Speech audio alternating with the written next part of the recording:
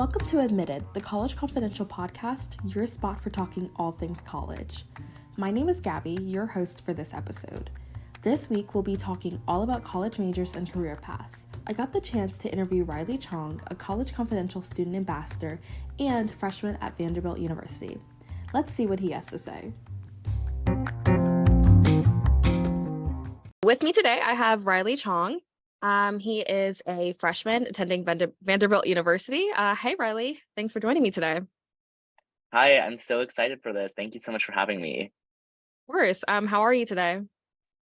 I'm great. I have no classes for the day, so it's always a good feeling. And so yeah, it's really nice because I had like pretty busy week. So just having my Friday to myself is really great. Yeah. I don't have the luxury of having no Friday classes, but I make sure like for the first 2 semesters, I've had like Tuesdays and Thursdays where I have either like one class or like no classes. So I've really enjoyed that. So I think it's always important to take a little break, have a little rest in between. No, yeah, for sure. I just after every math exam that we have at school, like we don't have class the next day, and so that's why I usually only have one class, but obviously it's canceled today. So yeah. Yeah, that seems nice. All right, just gonna jump right in. Can you tell our listeners a little bit about yourself? Yeah, so my name is Riley Chong. I am a freshman at Vanderbilt University. I am majoring in applied math and HOD, which I'll explain later on in the podcast. And I'm originally from Los Angeles, California. And I am just really passionate about educational equity, higher education access, social media, and so I'm actually a content creator on TikTok as well. I focus a lot on higher education accessibility and kind of college access resources. And so that is kind of where I pursue my passion a lot of the time. And yeah, other than that, I'm just like a really avid coffee drinker. I drink probably way too much coffee a day. And I also like to run and work out. So yeah, that's a little bit about me. I have to ask, what's your go-to coffee order?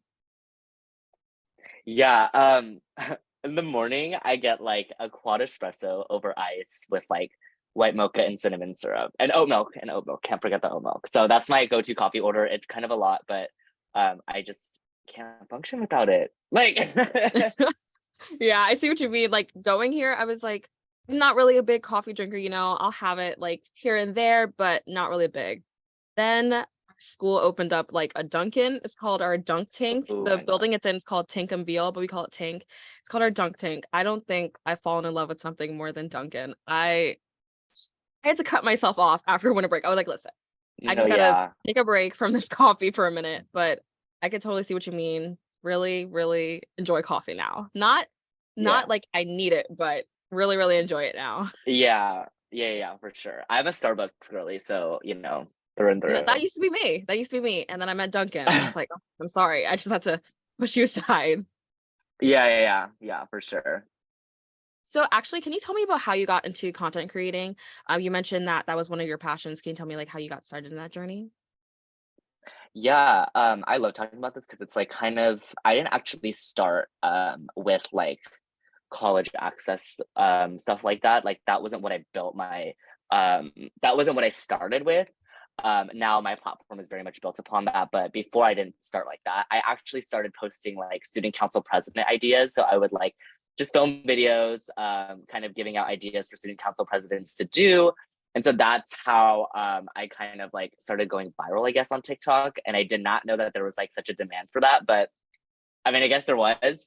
And then I really started to think about like who is my audience, and Mhm. who is really viewing these TikToks. And like student council presidents are often juniors or seniors. And so I was like, wait, maybe I can transition more towards college stuff. And as soon as I started posting a lot of like college content and kind of advice videos on the college application process, that's when I really started to realize that there was like a lot of people who were in my position, who like just didn't have like well-funded college centers. They didn't really have access to a lot of like advising services, and like that was kind of like who my videos reached.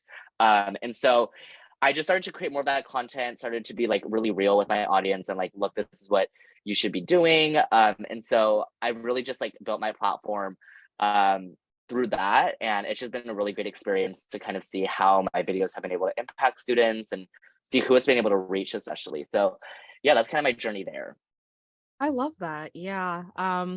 I think a lot of people are really passionate about, outreaching and giving people that don't really have the same resources, especially in terms of education and college. I mean, there's so much Mhm. information about college out there. It can seem really overwhelming. I think, honestly, I think that's similar to my story. That's how I started really, putting out TikToks, putting out, podcasts and things like that, just to give people more equity in so many different unique ways. I think that's the beauty of all this technology and social media and really tech these days is just how far it can reach audience members. Yeah, for sure. Yeah.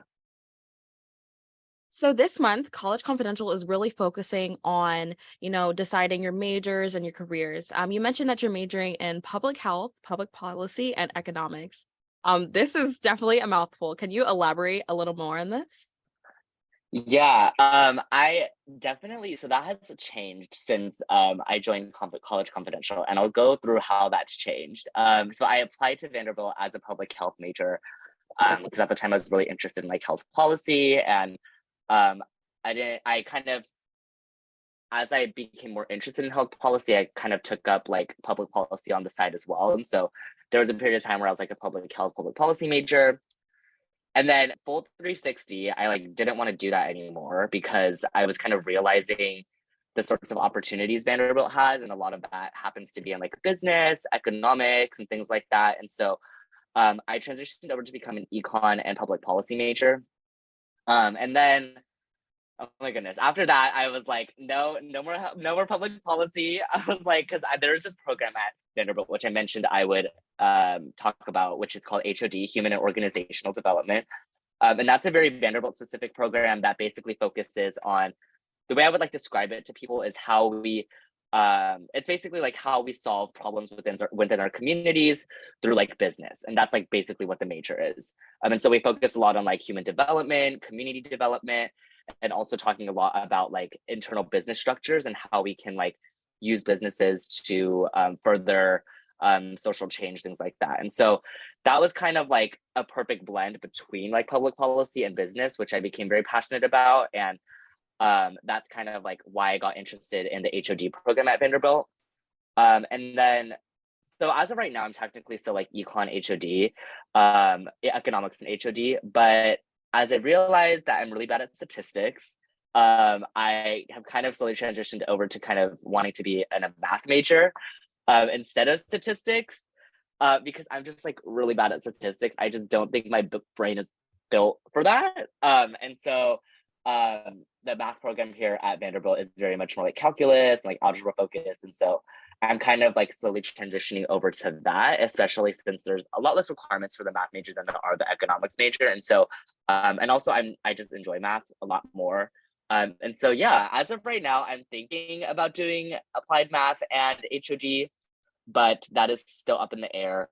But I guess like that goes to show like you can really I guess like the first freshman year is really just about exploring what you like and what you want to do and what works for you and what doesn't. And that's been very clear for me this past year. And so I'm glad that I'm able to do that and that I have the freedom to do that. And so yeah, that's kind of a bit about my major switching journey, if you will, but happy to talk more about that.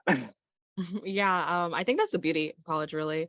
Just being able to go and explore all of your interests. Like you might come in saying, I love this certain major, this path, and you get there, you're like, I actually hate this. This is not for me. And I think in my own college journey, that happened with me.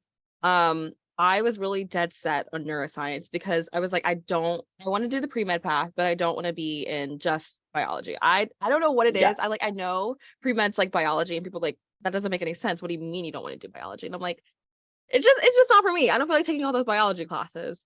But Yeah. I think neuroscience was really a nice balance of biology, also sciences that I was interested. So mixed with psychology, cognitive science, Yes. things like that. And then I discovered sports medicine or kinesiology in some colleges and universities it's called. And I think that's the major that I'm really in love with.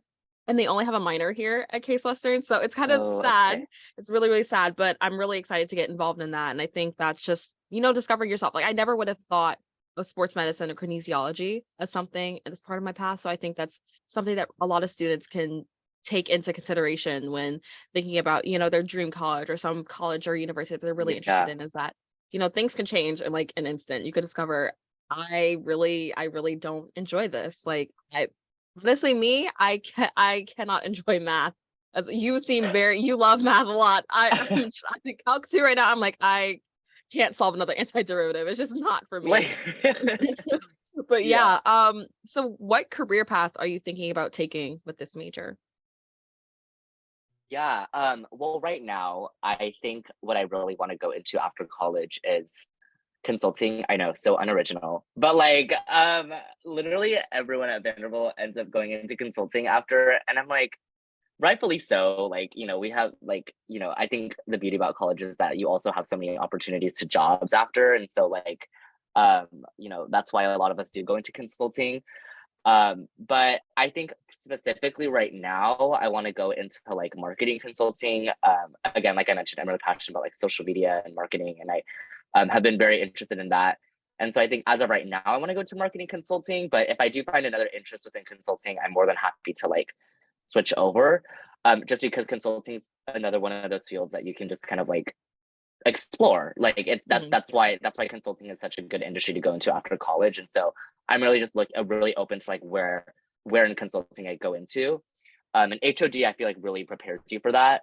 My dream job, I guess, like after that is to go into like I want to like be in like marketing leadership at some company. I think that's something that I really want to do when I'm older. But yeah, in terms of the math stuff, I think that is really just a that I just really interested in math. I think I just very math, I guess, oriented, and so that's why I'm doing that. And if I want to end up going into like something like investment banking, where math is very, very heavy, I can do that with my math degree. So that's kind of math is just kind of opening up the playing field for me. If I do want to go into like finance or investment banking, which I'm also open to as well after college. Yeah, a lot of versatility here is what I'm seeing. Yeah, But hopefully, yeah, hopefully, yeah. yeah.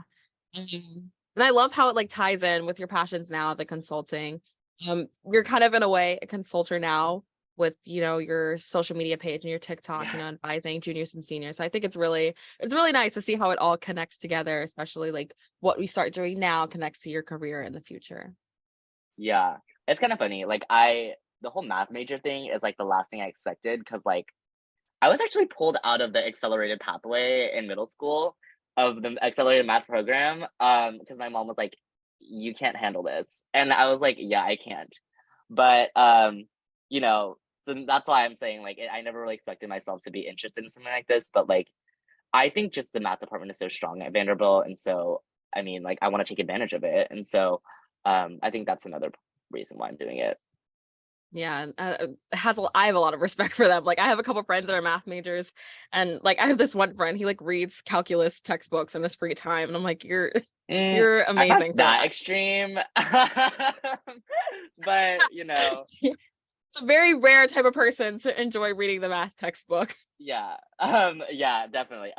Respect though. I'm not that extreme though, but I'll do some calculus problem sets if I want to, but yeah. Yeah. Yeah. So we're gonna shift gears a little, talk more about you and your time at Vanderbilt. How did you get there? What was your, college admissions pathway? What did it first look like when you kind of knew, okay, this is it. I'm gonna be, attending Vanderbilt University. Yeah.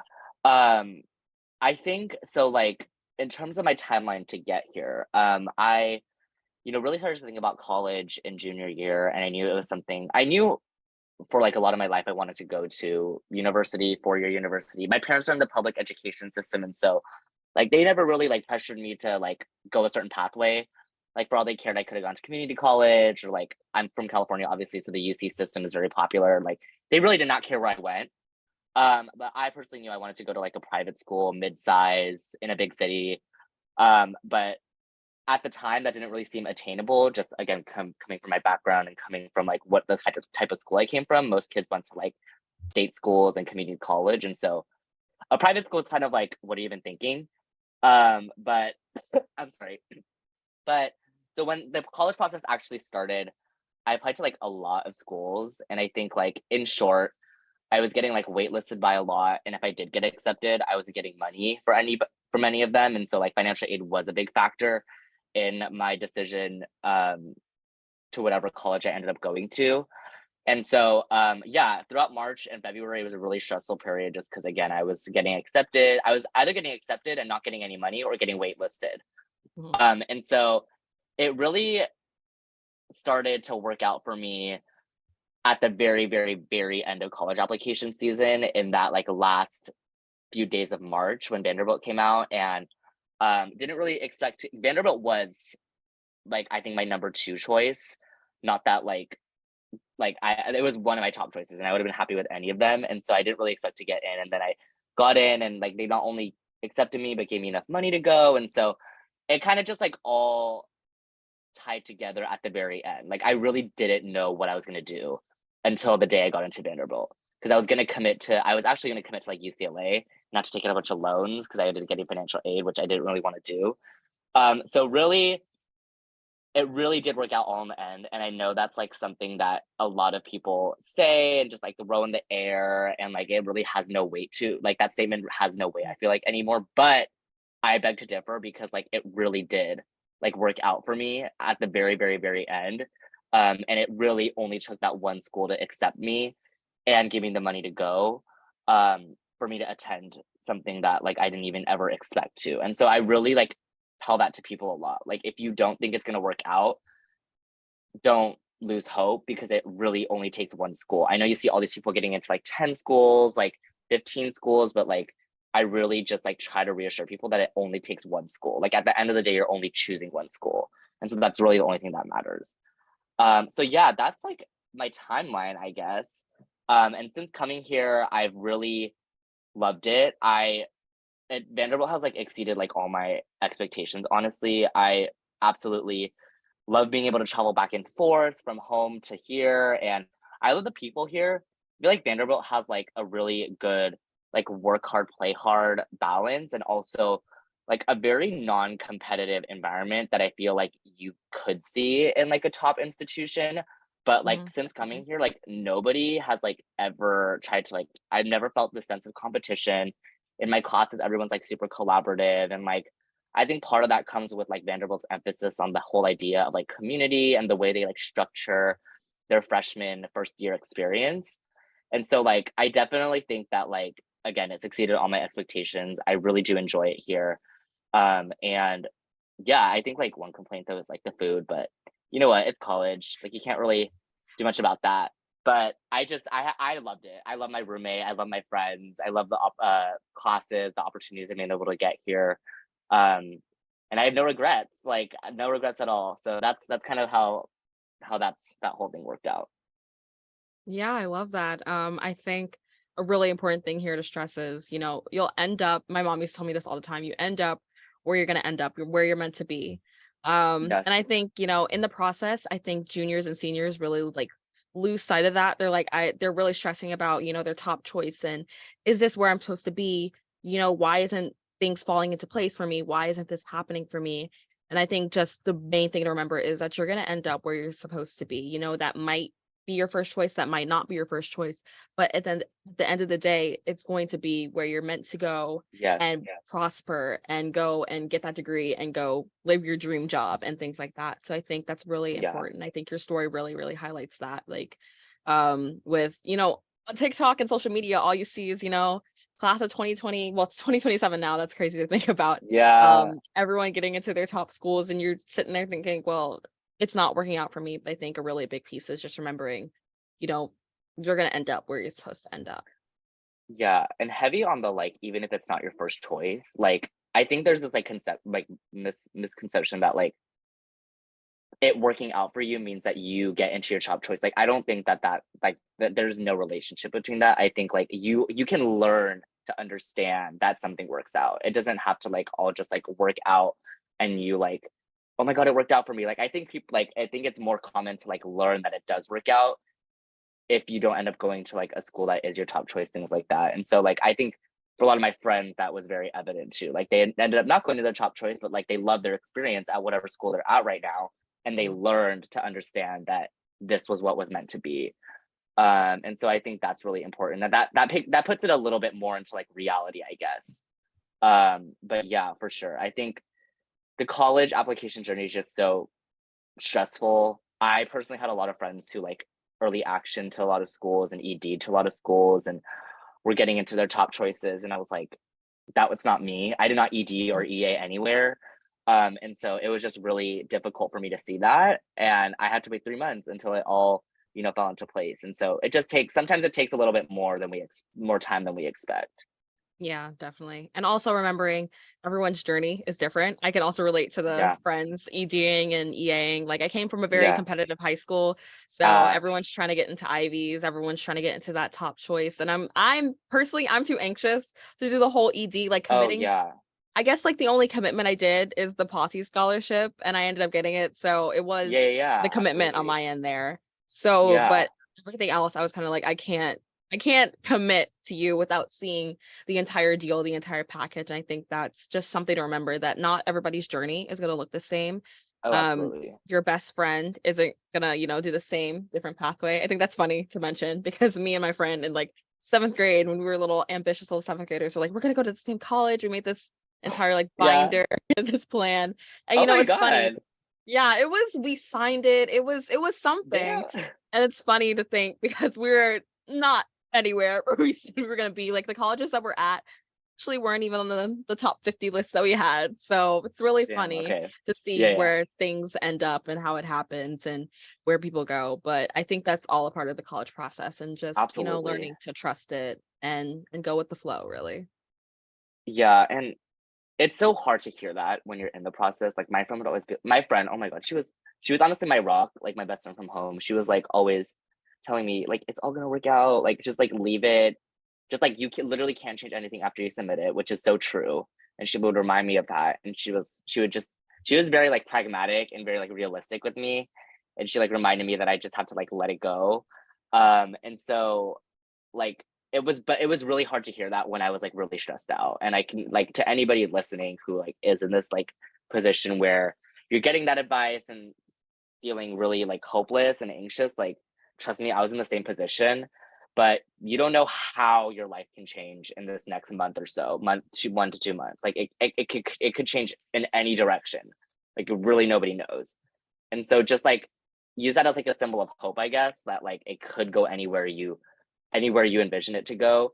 And you don't know until you actually get there. So that's what I would say honestly. And that's what I kept telling myself when March rolled around. Yeah, definitely. In terms of, on the topic of advice and talking about that, what piece of advice would you give to, a student looking to explore your major specifically at Vanderbilt or, looking into applying at Vanderbilt or anything of that sort? Yeah. I think like for Vanderbilt specifically, I think like what we really what we're really strong in is sort of that like business side of things, business and pre-med. I think that's like something that we're really, really strong in. But specifically for Vanderbilt, like the HOD major again is really specific to our school. And if you are interested in kind of anything business, social impact related, social entrepreneurship related, the HOD program can be for you. And in terms of like Vanderbilt, and not only Vanderbilt, but at a lot of other schools, I think like if you are someone like me who's indecisive with like what you actually want to do, a school like Vanderbilt's really good to be able to like change really easily. You don't have to declare until sophomore year. Because I know, for example, at UCLA, if I had committed there, I would literally have no freedom in being able to change my major. And I actually got in as like human biology, and like I don't even want to go into STEM.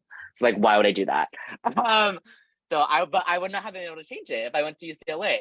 So I don't know, choosing a school that like allows you to be flexible if you are someone like me who isn't really sure or like changes their mind a lot. I think a school like Vanderbilt's really good. And I think a piece of advice for someone looking to attend the school, I think, or just any college in general, I think my biggest piece of advice is um like, I think just, like, really showing like, really telling your story. I think, like, your whole entire application is just, like, a story that you need to tell and that you're trying to, like, market yourself to, the admissions officers through. And so, kind of, like, telling your story includes being authentic, but also, like, making sure that everything has a theme to it and kind of, like, has, some cohesive, like, element to it. And so I think that's, like, my biggest piece of advice to anybody applying to at any university. I think that's the biggest thing. Yeah, yeah, I really like that. I agree with everything you said. Just really, you know, going back to the whole thing conversation we had earlier, just, really trusting the process and you'll end up where you're supposed to end up. Yeah, definitely looking at all of your options, pros and cons list. Like you mentioned that, you wouldn't have that flexibility to change your major like you have at Vanderbilt. And I think that's a really big thing to look at, at these colleges, especially when you're at the March point, April point, where May 1st you have to make a commitment, just really looking at the pros and cons of these schools that have accepted you, looking at the different aspects like financial aid. Do you have the freedom to change your major, or are you going to be stuck in that same subject that you're like, I hate this? Like, are you going to say for the Yeah, next 4 years, I hate this? I yeah, really, really like, are yeah, you going to dread it? yeah. I'm so glad I have that flexibility because I don't know what I would have done majoring in human biology. That, no, that's just not for me. Yeah. I think on my end, that's all the questions I have today. Is there anything else that you want to tell our listeners? Um, n- I think just again, really try to understand that college getting into college is like literally one step on your like whole, it's like only college is only like 4 years of your life. And I think once you look at that in the whole context of your life, it really puts into perspective like how your journey can like is not impacted in any major way simply by the college you go to. Like it can be impacted by so much. And understanding that college is only 4 years of your life, that Mhm. college application season is only at most 9 months of your life.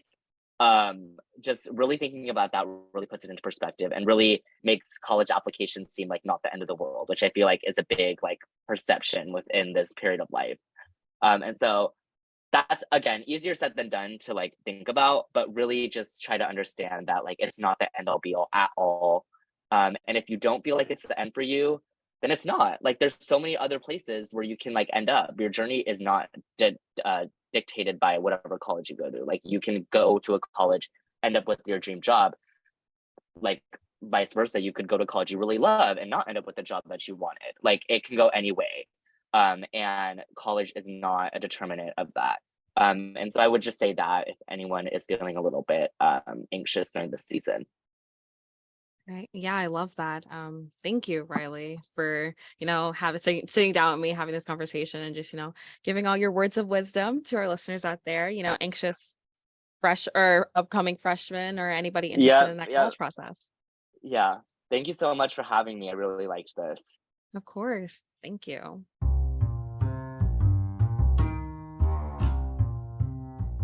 Thanks so much, Riley.